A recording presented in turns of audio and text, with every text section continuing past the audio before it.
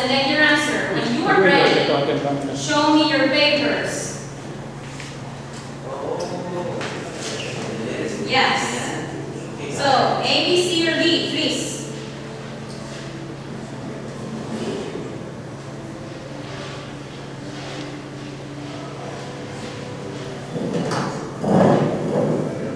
Okay? Everyone should be ready. I'm going to scan you now. Do it like, it has to be like there. Okay? Got you? Tony?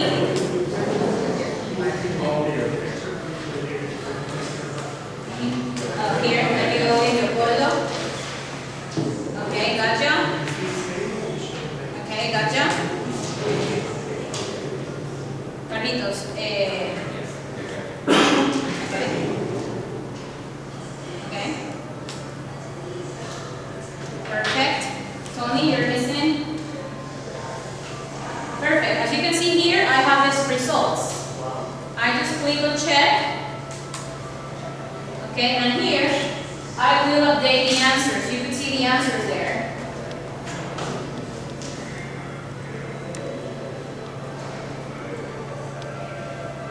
Okay. So, the answers is letter D. I select the heads and tails in each group and carefully assign each group member. Yes? It's not just like, okay, let's do it. Groups, 1, 2, 3, 1, 2, 3, 1. So all the ones go with ones. That is when we have to do something not important. But we're talking about an upper intermediate class, especially if it's a new class like grammar or reading for them. It's important to select the heads and the tails. Head is the leader, the one that is in charge, the one that has the authoritative profile. And the tail is the one that is always needs to, be pushed. So what I do in class is that I select the best and the worst in one group. And then I complete the group with another intermediate. So I have variety. It's not having all the heads together and all the tails together. The idea is that everyone learns from each other. So that will be the first question. Let's go with the next one, okay?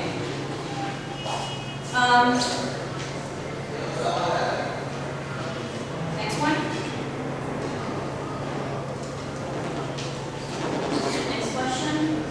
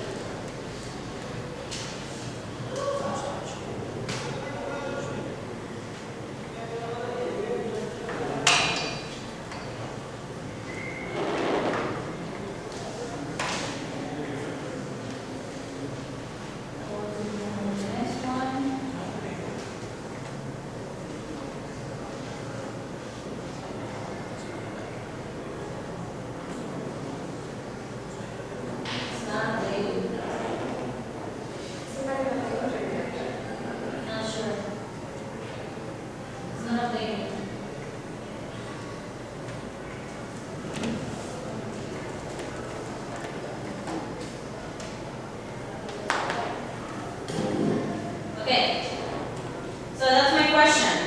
Do you know what BBB is in English? BBB? A for yes, B for no. You see here, I don't blame you. I'm not saying, Gigi, you don't know.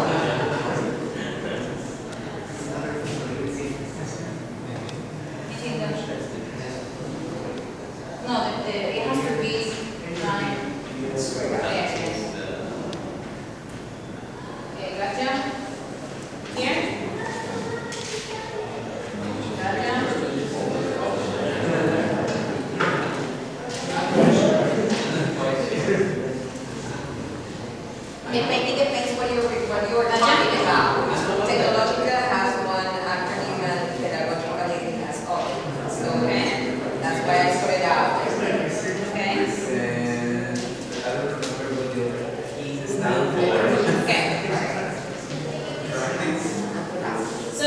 6 people here. 3, 4, 5.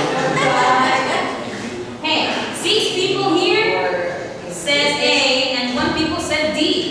What was the D? It was you. D? Oh, really? It's the way you put the paper. It said this one. But look, it says How the D. way that I put the paper? This one, this way? I show the Yeah, letter? but maybe you did like this. No. What's that? So, the answer is yeah. So, what is PPP? What is PPP? Yes, well, that would be, yes. It's a phonetics value, in fact, yes. But, It's product praise and promotion. not really. That's a business. That's a business. It's present, practice, and produce. Yes. In all those cases, present, practice, and produce is a technique that was used in the antique English classes, in which the students had to only listen, like this case, for example, we're engaging, but then in the last part, that is the production, it was the students' independent part. The rest, the 2 first parts, the present and the produce, if the present and the practice was more teacher talking time than student talking time. So for that reason, they eliminated the PPP area, and then they came up with a new methodology, which is ESA. very good. ESA, correct. So we are going to see a little review of what is ESA. Present, practice, and produce was a typical that the teacher comes, shows a picture, and explains all the vocabulary. And then he says, okay, so now students, let's repeat the words. And the students repeat the words. And then, okay, now please complete the exercise. That is I would like to say the 20th century type of teaching. 21st century type of teaching includes more student autonomy and less teacher teaching time, teacher talking time. Yes. So for that reason, I included this question because we were taught, our classes were taught like PPPs. Yes, in class when we learned English, it was like this. But now we should get into the new vibe of the ESA. So that comes the next question.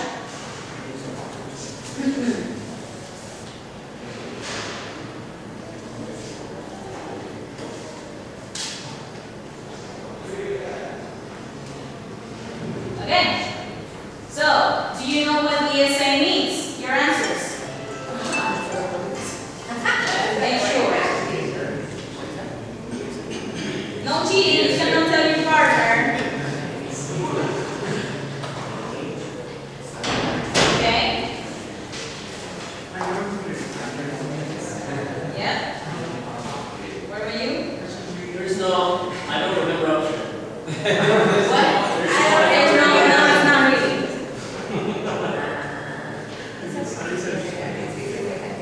Okay? Okay?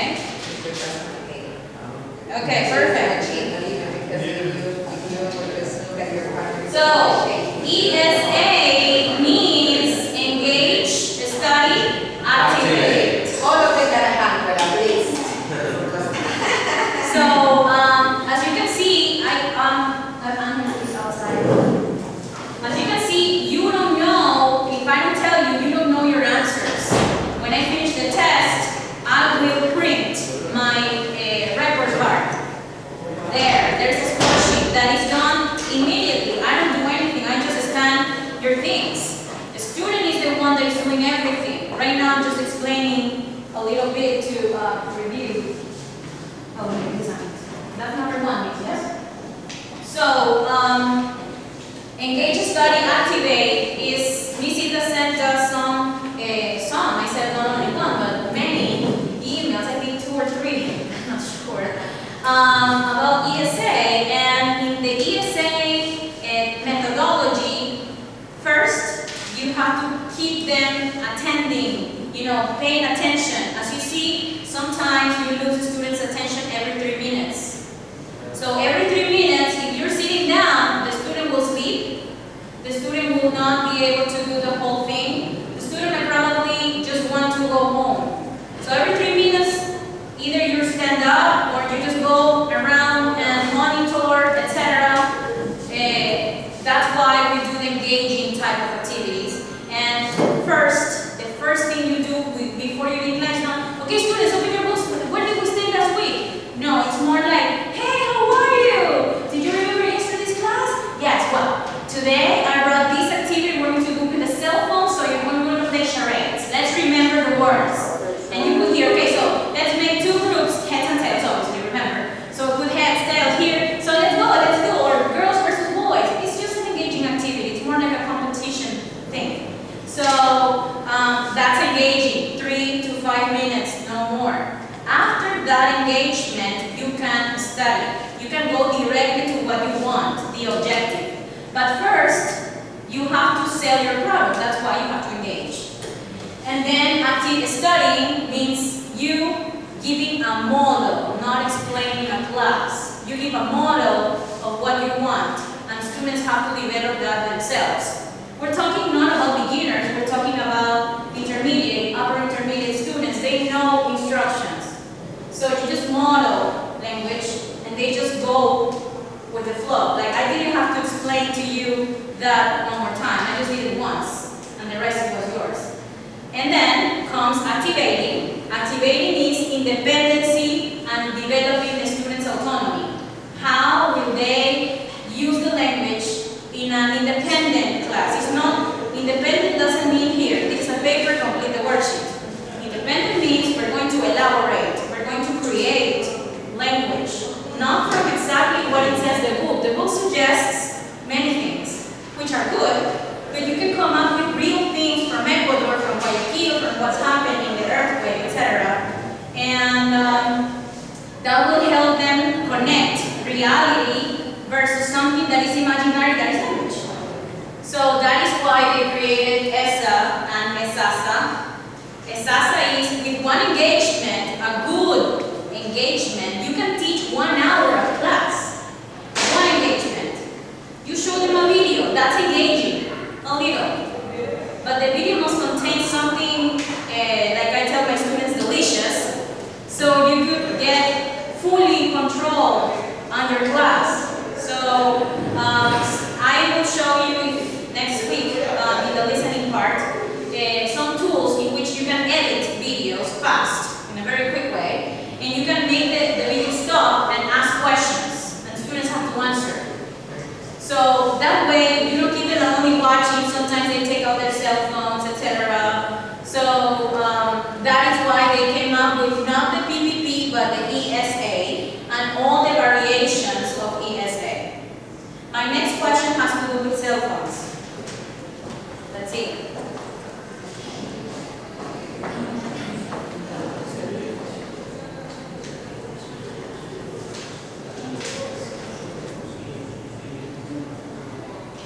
Okay, that's my question. With what frequency should you allow your students to use their cell phones in class? Never, that is not permitted. Sometimes, only for dictionary lookups. Always, as long as they respect their teacher and the classmates when they're speaking. Or D, always, as long as the use of it accomplishes a learning purpose. Show me your answers.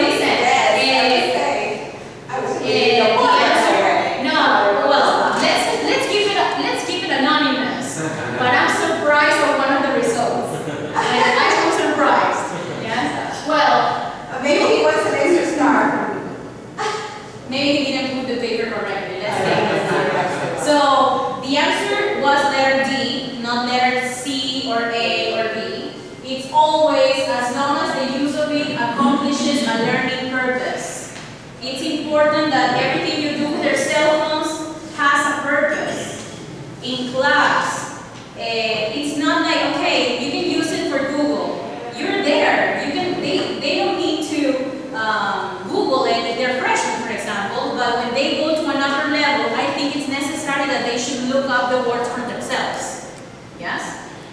Maybe with physical dictionaries, but now it's important to remember, keep in mind that physical dictionaries, English, kind of pricey.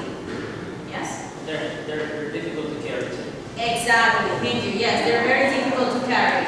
So why would you tell your student not to use their cell phones for a definition or for something in class? Obviously, we're talking that in the test, that is not allowed, should not be allowed. But in class, I think it's perfect, in my opinion, it's perfectly normal.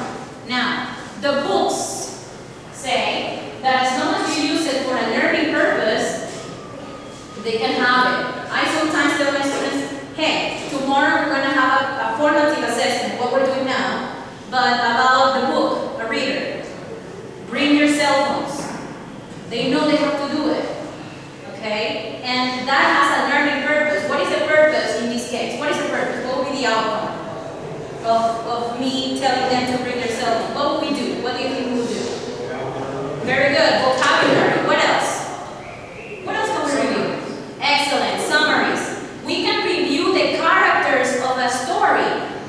I can ask them what happened yesterday in the story that we were reading. I can ask them conditionals. What would you do? Like a formative assessment. If you were, I don't know, Mary Ann from Sense of Sensibility, would you kiss him? Yes or no? Yes? So for those kinds of things, the students have fun. The students remember and connect the story with English, with the class, with language. So, my fourth question goes more with the objectives of the class. What am I talking when I say learning purpose? What is a learning purpose?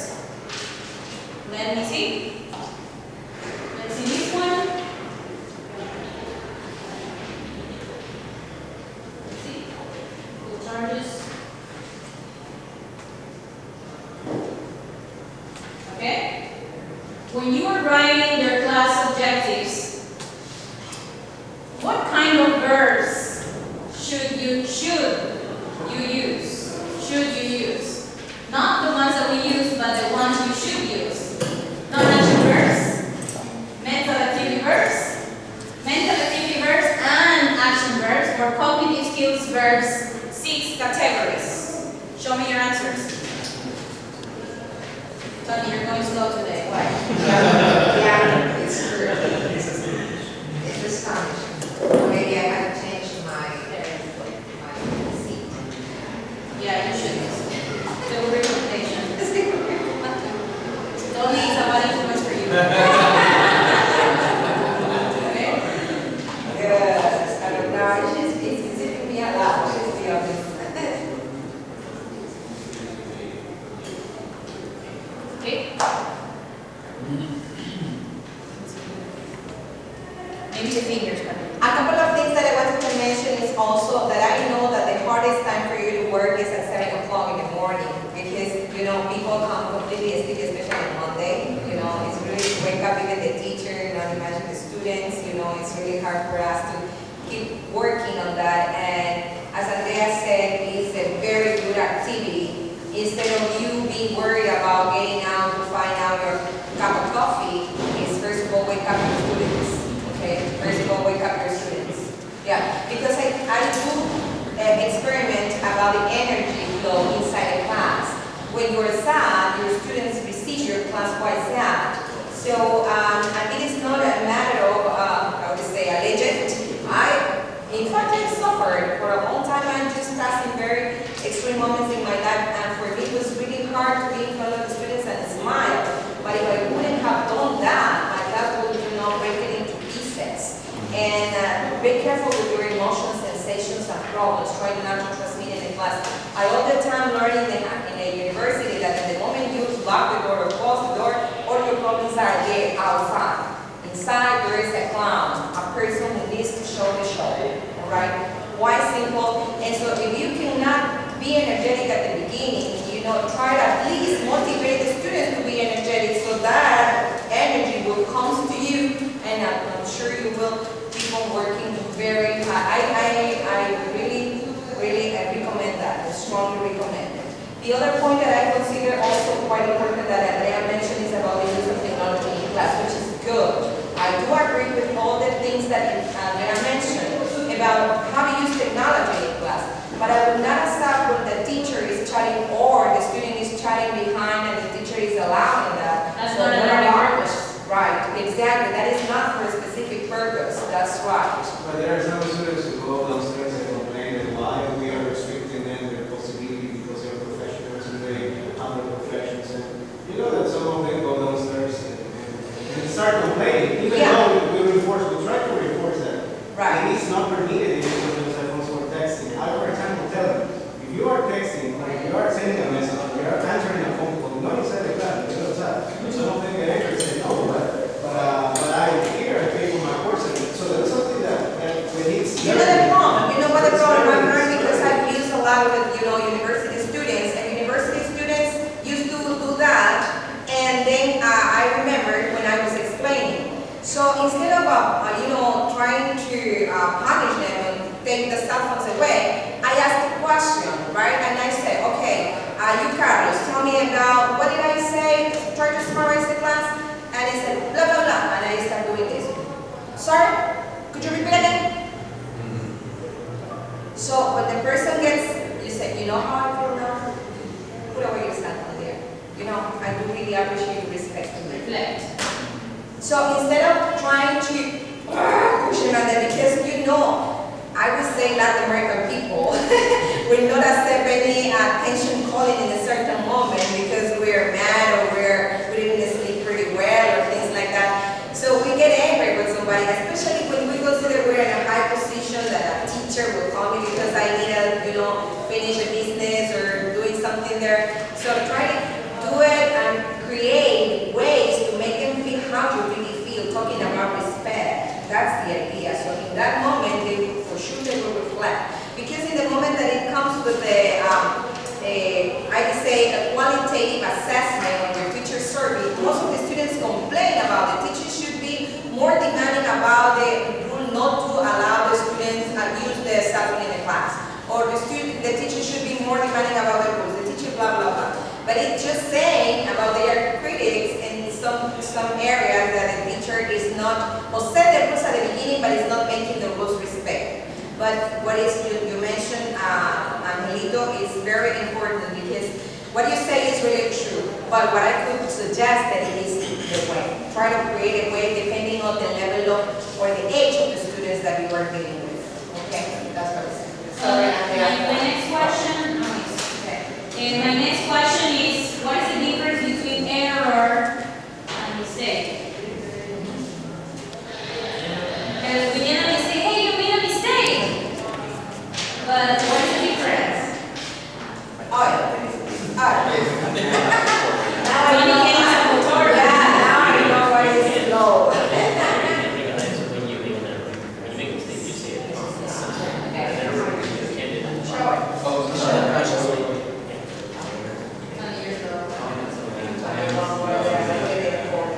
Here? Okay. I have one special. No fingers. Thank you.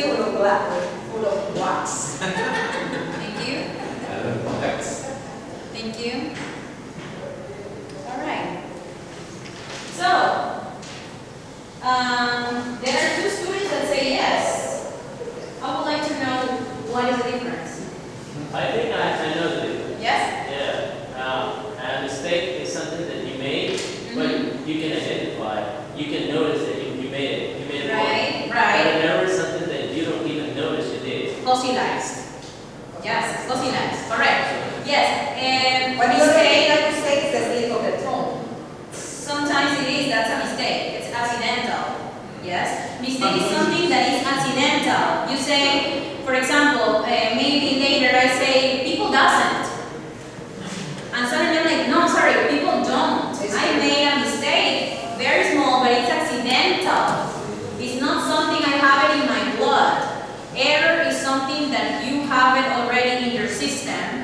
and doesn't go away. Now, it could go away if we corrected the mistakes. Tell me, how do you correct mistakes? I want to hear you. Tell me. But depending on the mistake, there are different ways. It can be direct when you do it directly to the person. Right. Or it can be indirect by writing the mistake on the board or have a notice waiting to correct the partner. Or sometimes you don't do anything. Students notice a mistake and they look at you and say, Yes. the person said something wrong. Right, yes, Mommy, you're very right. In fact, that's the way we are taught at SEN how to correct, yes? Like telling the partner to repeat, maybe repeating ourselves. Maybe sometimes, like what you said, we can reflect. And you say, comfortable. And the student is, yes, Miss, comfortable. Comfortable. This is comfortable. And the student says, no, Miss. The idea is to make them realize that there is something wrong and they should correct it. When should they correct it? Do you think freshman 1 can correct their mistakes? It's impossible. But when we are teaching upper intermediate courses, especially in the writing section or when we're checking reading, it's important to let them know that there is not like, oh, just because it's in this course you made a mistake. This is something that is already an error. Something that has been going on in the previous learning courses from here or anywhere they have been, and it has not been corrected. What should you correct and what should you not correct? Errors should be corrected. Mistakes can be left out. Okay? What would be an error, for example? I have 20 years old. Excellent. Very good example, yes, and we always discuss about it. I have 20 years old. Sometimes they say, I am disagree. I am disagree. I am not agree. Why should we correct that? Because the background of that error is not because they don't know the language English. It's because they translated to Spanish, from Spanish to English. That is what needs to be corrected. Oh, if the student said people and didn't say people, that is something that, it's a mistake. But if they say, I have 20 years old, or I am disagreeing, that is something that needs to be addressed immediately. That is an error. We have to focus. Yes. Yes, like I said, that is a problem. And it's difficult to remove because they come up with that thing when they are listening, the higher levels. I still continue here, I am. Right. Jeremy Hartford, he's a creator of some books that are about methodology. He said that we should address the errors in 3 ways for the 3 different types of learners: the visuals, the auditives, and the kinesthetics. So every error should be addressed in the 3 ways to cover all the class and be repeated while in class as many times as possible so that is already could be resolved. Yes? And so, how do you address visual learners? How do you address them? You write on the board. I am disagree, and you go. Look at that sentence. Do you think that's correct? Look at that sentence. Sorry. Do you think that's correct? Yes? And then you say, okay, so it's not I am disagree. There's always one that knows the answer. Yes, what is your answer? I am disagree, Carlitos? No. What is the answer, Carlitos? Oh, I disagree. I don't erase. It's important to put the X. And then a line for the visuals, I disagree. Could you please, everyone, repeat? No, miss, we didn't make a mistake. Everyone repeats. We didn't read it. No, I don't care. Repeat. I disagree. I disagree. I disagree. Okay, what do you disagree about? I already made them repeat for the auditive. I wrote for the visual, and now I'm going to ask them questions. For who? For the kinesthetics, to elaborate. And that way, I promise you that if you repeat as a review the next day that error, that will be corrected. It is corrected. But we have to address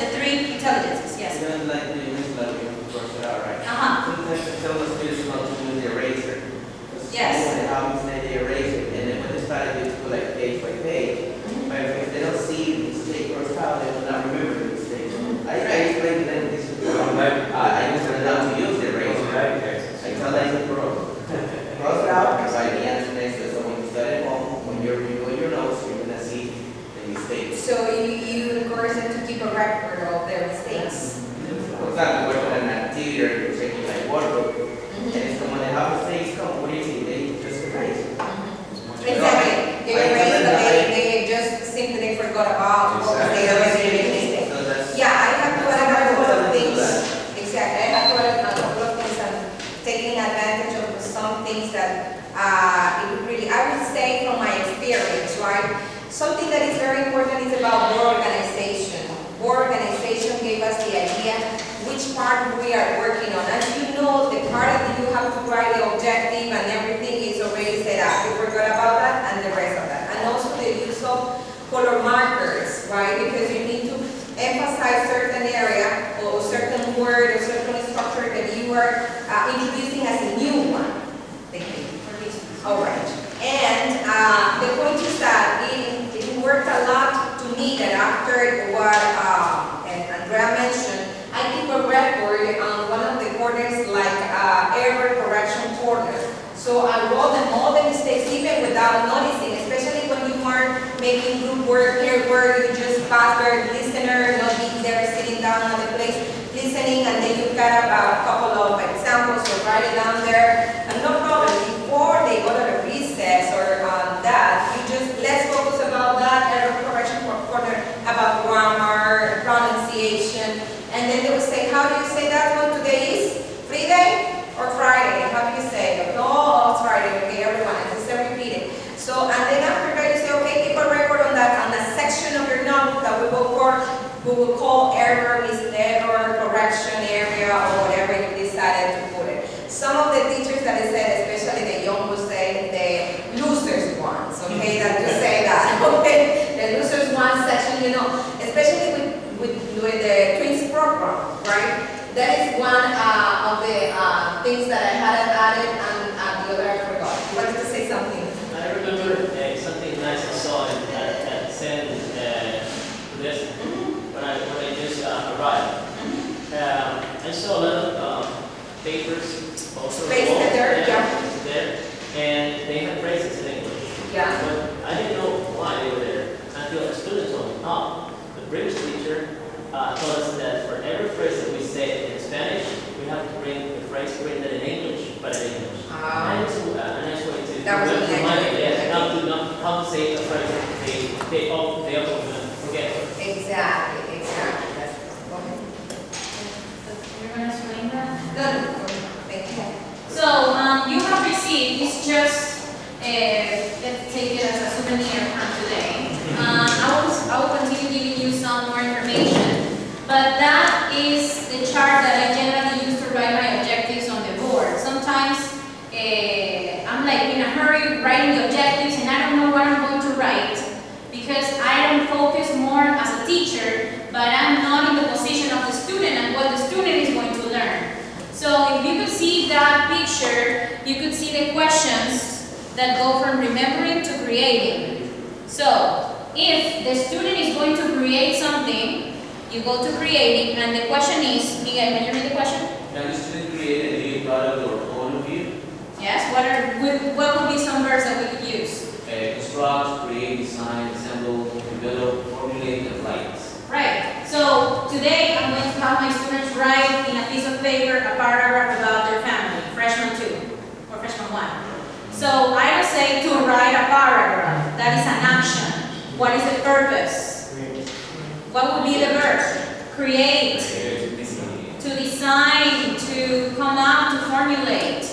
Okay? Now I want to review. What is the section of review in that? Remembering? Yes. What would that be? What would be the verbs? Recall. Correct. Sometimes I write reinforce. It's important that you have your own set of verbs. Sometimes the students want to know what's on the board, and the objectives are for the students and for us. But the students should know where they are. Sometimes my students say, Miss, there are 4 objectives and you did 3. And I say, yes, I'm sorry, mea culpa. I speak Spanish, yes, I know, I'm sorry. Mea culpa is Latin. But yes, okay? So it's important to tell them and have a routine on using the verbs. I'm going to review, I'm going to write to recall vocabulary from yesterday's class, blah, blah, blah, blah, blah, blah. The objectives have to be SMART, remember? SMART? What was the SMART? No, you know the lesson. What's the SMART? Yes? Measurable, attainable.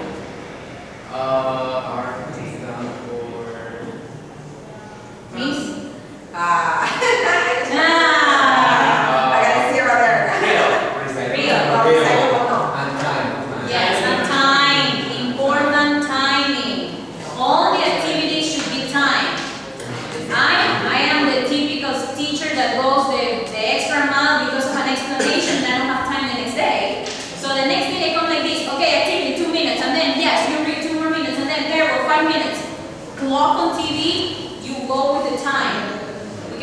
lot of time in an activity that the students take advantage to talk rather than to really work. My last question is about us, about what type of teachers do you think we are? Yeah. This is looks like something. But it's inversed. I know. This is for what we're writing, because we say in passive voice, the students will be able to. So we are trying to use the passive verbs, but this is for using the objectives in the active form. To recall, to blah blah blah. Students will be able No to. need to write the students will be able to because it's not passive. This is like the active. It's directly what the student would do. Yes? I have a sheet. Where is it? Here are the verbs that you can use in passive. Those verbs should be used in active form. Yes? So you can see in the first page, there are verbs that are used in active and the others are used in passive. So when you use passive, you should use those ones, the ones that I'm giving you now.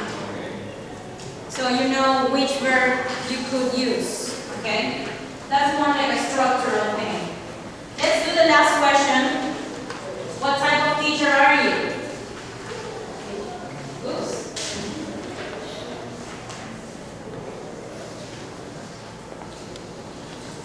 So, which kind of authority do you think a teacher should have, according to you? A, B, C, or D? Bureaucratic. Bureaucratic is a typical teacher that goes with the laws and is unflexible and everything it says is according to your grades, and if you don't do a good grade, you're a bad boy. And the charismatic, the one that laughs a lot and hugs the student and kisses the student. Well, no, let's stay with the hugs and handshaking.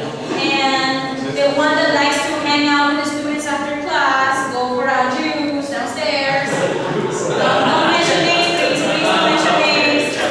Professional type of teacher, the one that is always well attired and just does his job and goes home, talks to students as minimum as required, doesn't really sympathize with them too much with their ideas or anything. He's just plain teaching, ethical, and authoritative. Authoritative is the person and the teacher that follows rules, has the authority and the respect of the students, and respects others, accomplishes work, and is at the same time a professional one.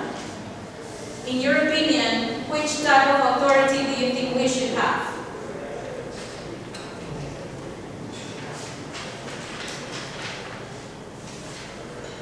Okay? Okay?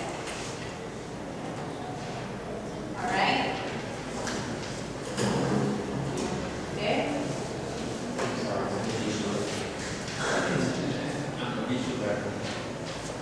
Okay? All right. So most of you said professional, authoritative, yes? Some of you said charismatic. Well, from what I've been reading these days, they mentioned that the teacher should always be authoritative, but the teacher is not considered no longer the leader of the class, more like a guide, but the guide needs to have authority. Yes? The difference from authoritative versus authoritarian. Authoritarian is the person that says, okay, Angel, you do this, period. Yes? Antoni, please, you have to be faster. Yes? You're too slow today. Ina, please, stop using your cell phone. I'm tired.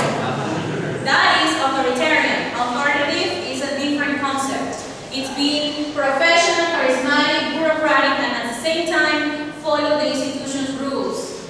Basically, it's the type of teacher that is in the middle of the line. He's not that friendly, he's not that rigid, he could be flexible.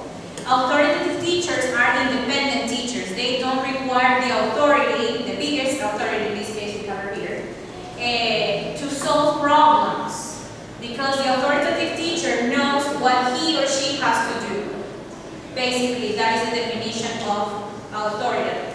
Yes? So it's a type of teacher that doesn't really go all the time downstairs or to the boss's office to ask her for him for things. He or she can do it himself or herself his own. Yes, that is an authoritative type of teacher, always keeping in mind the rules of the institution. Yes? Wow, that's something that you not be misunderstanding, but if you have any problem that I can, one of the people there in academic to help you with this, much more than welcome that, you know. Sometimes it is just, as a teacher said, I have talked to the student so many times, but he does not follow the rules. So it needs an authority to come and talk to him or her and say what happened. So it is just a matter of knowing to the boys or know that you are not an authority in your class, and this is a matter they need to hear with somebody else who represents the institution itself. Does not minimize and dismiss your position inside the class. All right. Well, so the test is kind of over. That was a little introduction. Beginning with the reading class, today we're going to have first activity, it's called jigsaw reading. Up to now, have you used a cell phone or a laptop? Yes or no? Up to now, we in this class? Yes. No. Not right now. Has the class included a technology device or a technology part? Yes. Yes. Right. Sure. So as you can see, a class doesn't really need to have all the students having cell phones or all the students having laptops to have a technological oriented section of a class. Yes? Right now we're going to go old school and we're going to work on jigsaw reading. Jigsaw reading is the perfect example of read, discuss, and report. Every one of you, including Ms. Hilda, will have to read a piece of a little passage, okay? You're going to read it for yourself, and then I'm going to tell you what to do. First, you're going to read it by yourselves, okay? So, give the biggest one for Ms. Hilda, the biggest one for here, my pet, here, here, Angel, Leo. No, not really, not really. You just have to read, please. Read. 1 minute.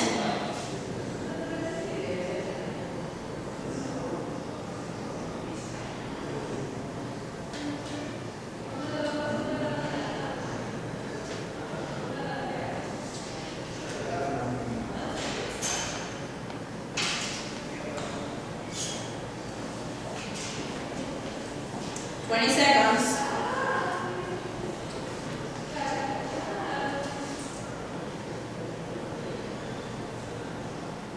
10.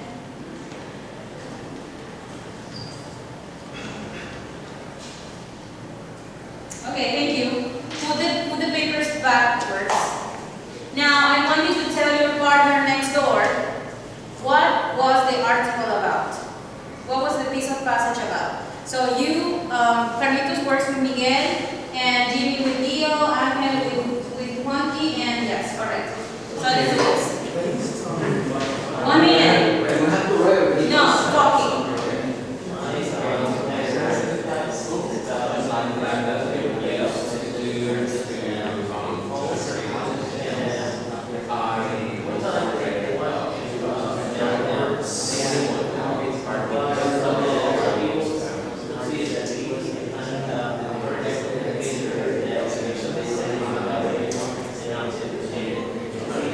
Okay, time. You have to switch.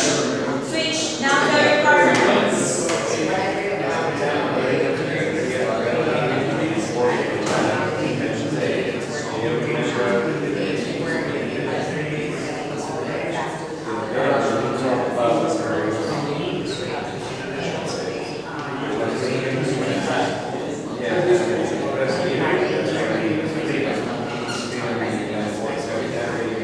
Okay, time. Thank you. Now, we can do it like this. If you're in a hurry, you cannot, right now we don't have time, but I could tell Miss Hilda to talk to Juanqui and skip one, and talk to Jimmy, and then, switch between each other, okay? Right, you don't talk to the same person and you pick other people's brains, yes? Another type of activity could be So you report directly to class because we're running out of time. And it's impossible to make all the pairs together. Yes? So right now, well, that's what we should do, but we're not going to do it. I'm sorry. You're going to use reported speech, and you're going to tell me what your partner said. Okay? Listen, I'm telling you the language aim. You're going to use reported speech, and you're going to tell me what your partner said. Okay? So, I'm going to tell you 3 words that you should not use. You're not going to use the word independence. If you mention it, I'll say taboo. If you say the word John Adams, I'll say taboo. And if you say United States, I'll say taboo. 3 taboos, you're out. None of the class, you're out of the game.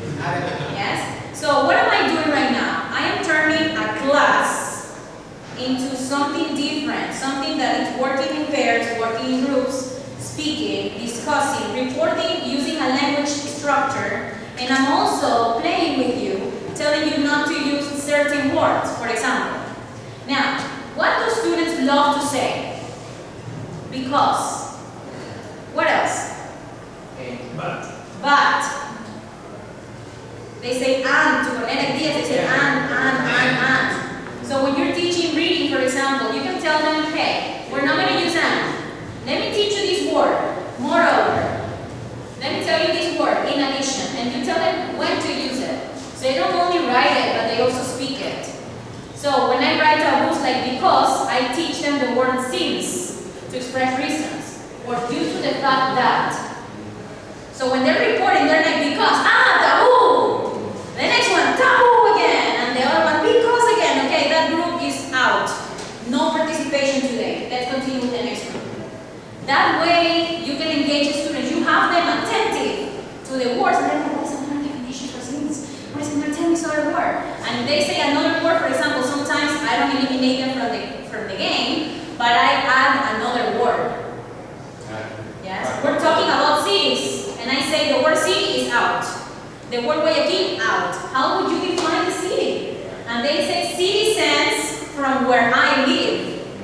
So we're making their language colorful. And we're, getting the things out of their closet to use them in class. So let's talk about it. Report. What did Tony say?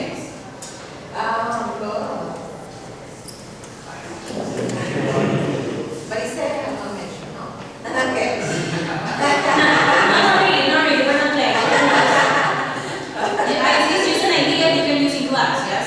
All right. Okay. Mr. Jimenez said, it was about how they celebrate holiday in the north of the continent, and he told me about the fireworks, different colors, here and that, and the ways that they have to celebrate that. Because he didn't read so fast, so he didn't finish the paragraph, so it was just a few sentences. Sorry. Tony, tell me what did Miss Hilda say? Okay, Miss Hilda told me that she read how citizens used to celebrate independence. So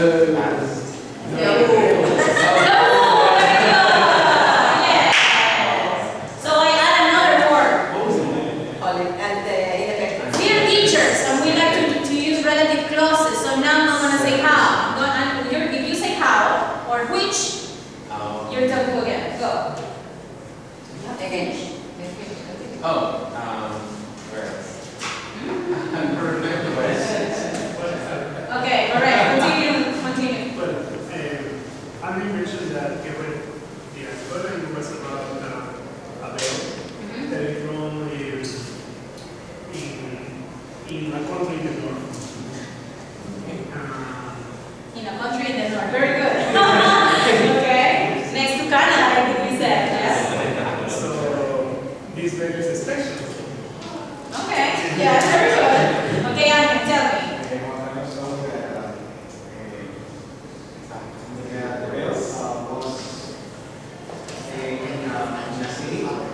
Listen, I'm sorry, Andrew. After everyone finishes, we're going to organize and you're going to sit In the position the article should be about. So everyone should be listening. You're going to change your seats. Continue. Wasn't así, he doesn't remember, and also was referring to one event that happened there. Okay, correct. Continue. Well, Jimmy told me that this bell is located somewhere next to Canada. Okay. And it was cracked. The bell was cracked, and they wanted to melt it down, but some people say no, let's keep it that way because it will make us remember about our. Okay. Could be a taboo word. Okay, continue. Freedom. Yeah. So told me every time these people see and listen to their bell, they remember that special day they had when they got freedom. All right. Okay, Carlitos. I remember that you told me that it was a group who created, wrote the national anthem, a country that is Canada. Okay. And that there was also another group that said that it could have done it better. Okay. Okay. That sounds pretty good. How did you say that? Did I really say that? Yes, I think it is. He just told me, he was telling me something about an important man in Important man. big country. And he was the second president of that country. And they considered he also, well, he told me that he participated, he took part in the first document that the country may have. Right. You know, and to be clear, it's freedom and liberty. Okay, perfect. So you have an idea. Okay, now I'm going to give you 2 minutes to sit in the correct position, but no showing papers. So sit in the position that the article should be about. That's a start. That's a start. Yes. That's a start. Yes. So now please stand up. Discuss. Everyone get in a wall and discuss. Everybody say. The article begins with the name that was a taboo. Name that was a taboo. Second president. Should not sit there or what? No, that's how the article begins. I'm telling you how it begins. How it begins. Yes. So from here my article begins. 2 minutes. Okay.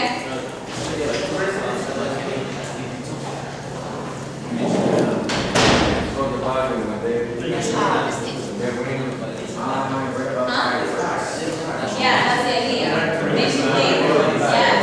We're talking about intermediate. We're not buying this one for freshmen. We're talking things Do you know about what you're reading, writing, listening, You should be and talking about reading. And that's what? About the story? Because you should be discussing with them. What is what you have? No showing papers.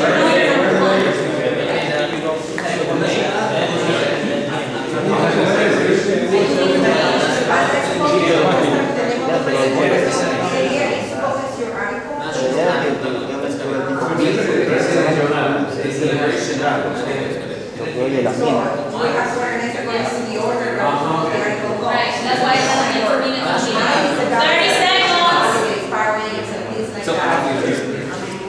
Yeah, because your fireworks, it's also about the fireworks. Because it was her.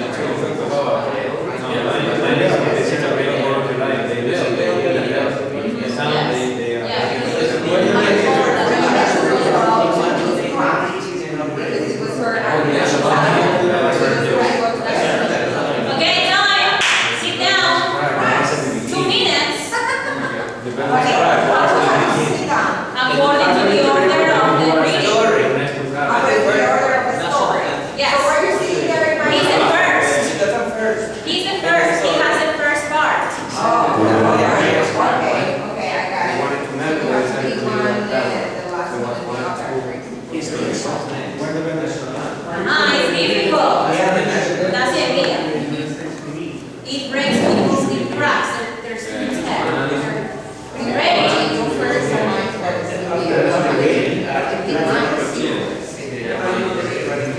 Yes. That's what I do.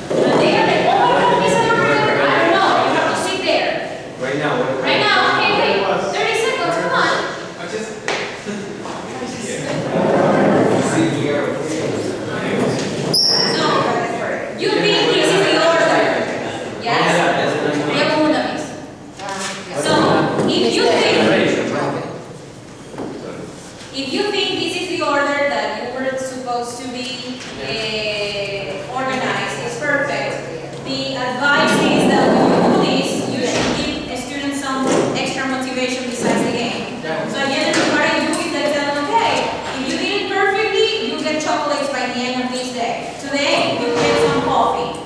Yes? With 10. Coffee. Okay. I'll have chocolate next week, I promise. So Leo, what's your position? Yeah. Okay, so I'm going to read the topic sentences. Take out your papers, please. Which my paper, the one that you gave us originally? No cheating. That's your favorite sentence. Oh, sorry, sorry. Okay.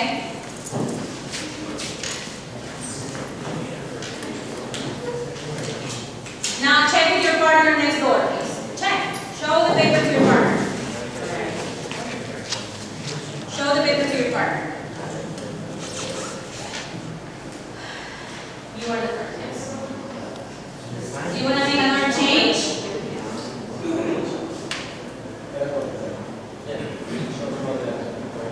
This is not bailando por un sueño. This is really for a chocolate or for a cup of coffee in this case. Okay. There? Okay.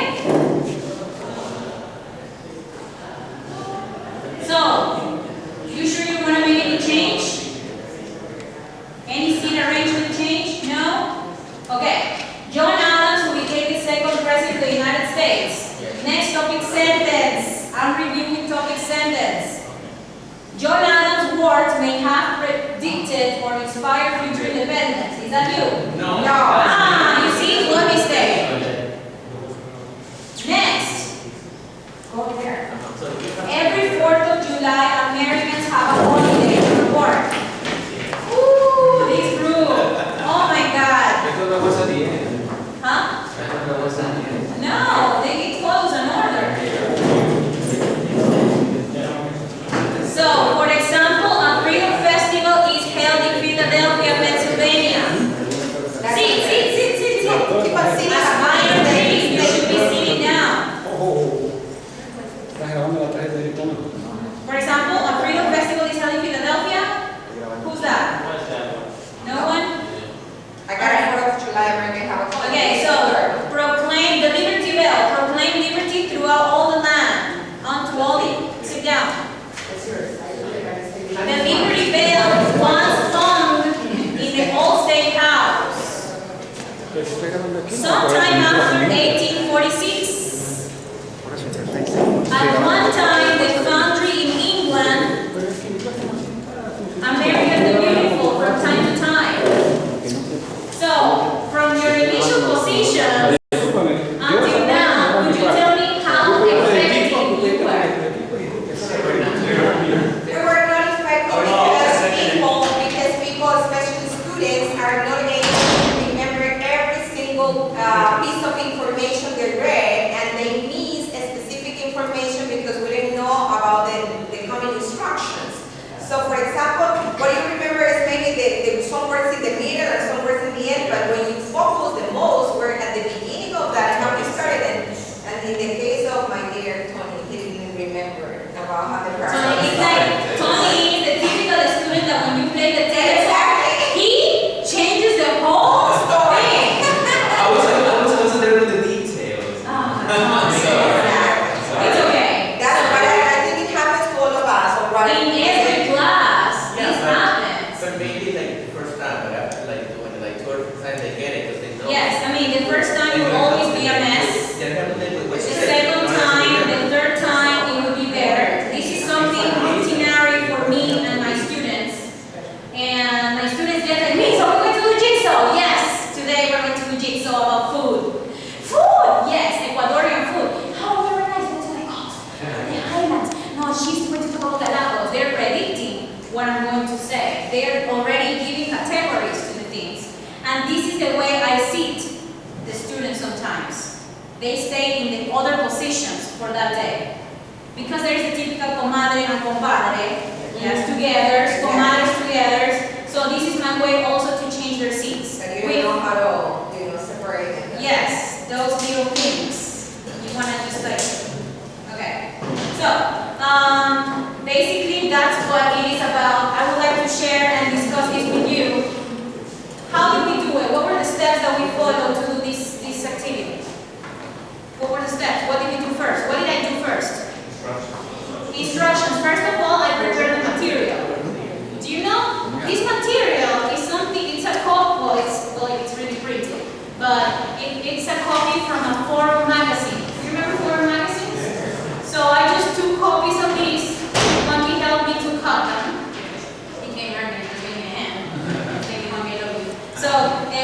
only cut them in different parts, I just mixed them, and I gave each one to you.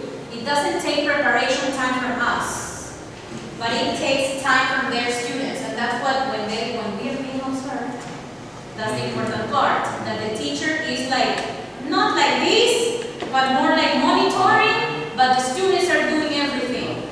This is the activating part, ESSA, remember? So we are activating, putting into practice topic sentences, we did reported speech, organizing ideas, you discuss between each other, you try to sit in different places. I did classroom management trying to control you there. So it's an activity that takes maybe 10 minutes of your class. But listen, you already did the reading passage from the book. How much do you take to read the book? That book of this one, Q Skills. This has 2 readings. Yeah. One should be a boring reading, okay, read at home. The other one should be something more dynamic, yes? So generally I do one boring, one dynamic, one boring, one dynamic. You don't have time to do dynamics all the week. So I go one boring, okay. So students, please, you are going to read to your partner in the ear. Sometimes I play that. Sometimes I play that they should read one sentence, the other sentence, and they skip. I say, you don't read the next one, you read 2 sentences. It depends, but that is like the boring part. The one that is fun is this one, and they really enjoy it. So first, I cut the pieces of passage, pieces, little pieces.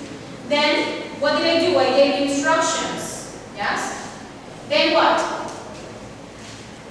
You read, yes, you read, you discussed, and you reported. And then what? What did I do? I tell you to sit according to what you think is correct, okay? Now, what material were involved? What is the only material that I used? That little piece of paper. It's only one piece of paper. It's not that you have to take copies of the reading for everyone. In the end, you will see that the students got information without having a copy or the book itself in their hands. They have an idea. Do you have an idea of what we're talking about? What was the idea about? Very good. The Liberty Bell. We're talking about independence. Okay? So, what skills were covered? What skills? The 4 skills. What did we cover? Speaking, reading, and listening. Did you write? No. But what will happen after this? What do you think will happen? Very good. You can have them write a summary. This will be used also in American history, for example. Okay? Because the typical is that you practically talk about never taught American history. One time. One time in my life, and I said, please, not anymore. Like, I don't want American history for never in my life. I don't want to. Okay, we're being recorded, sorry. That's why I was trying to put the events in order, that was a confusion. Yes. Because I was trying to put This the is more events. like it's not American history article, it's more like a reading for pleasure article, so it's not really academic. So it could tend to be more deep. That's why I chose it, because it's a little bit more difficult. How important is it to read, discuss, and report? How important it is? What do you get from it, from this? What do you get? What will be the important thing of doing this activity? Experience and producing. Very good. Yes, thank you, Monkey. Students are producing. What else? Students are able to memorize information. Memorize, assimilate.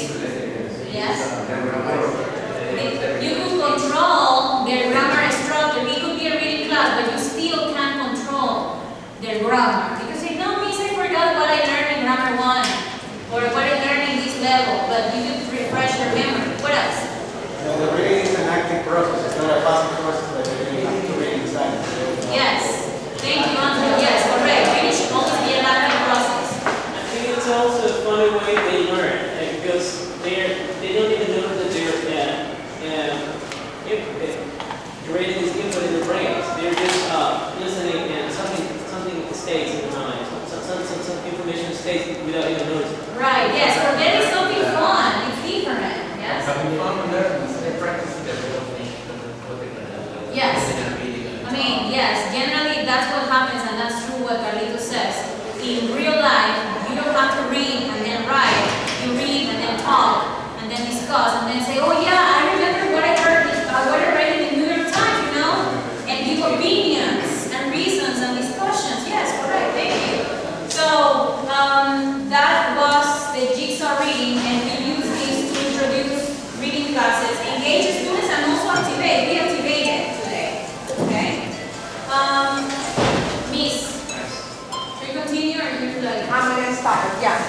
drop off the first So, part of the session. for this part of class, I would like you to share some feedback with us.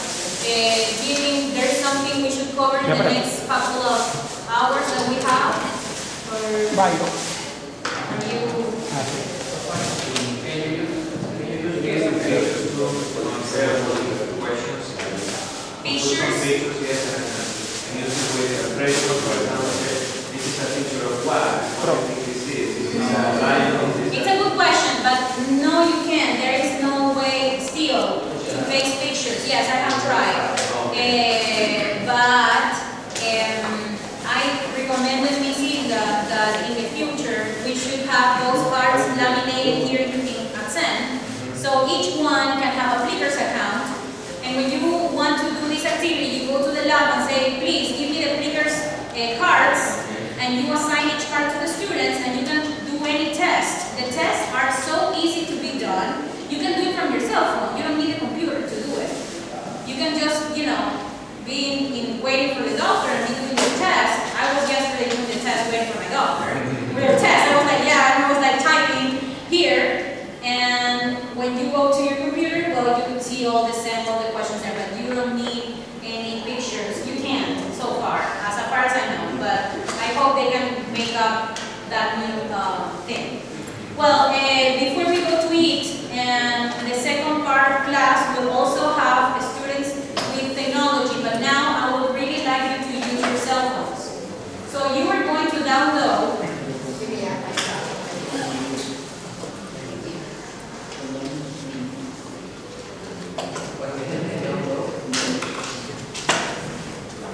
Ikut para mic. No. Ahí se diré.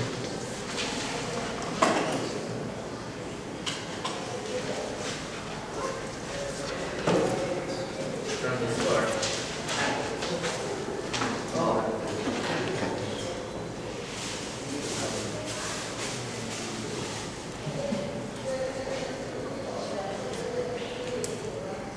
So we're going to download the QR code scanner in your Play Store. Yes? You can download the scanner. It's called Q&R barcode scanner.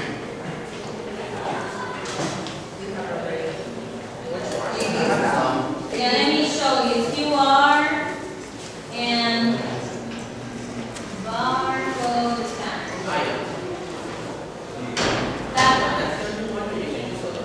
There are other ones, but that one is the one that I have always used. That's the one that, yeah.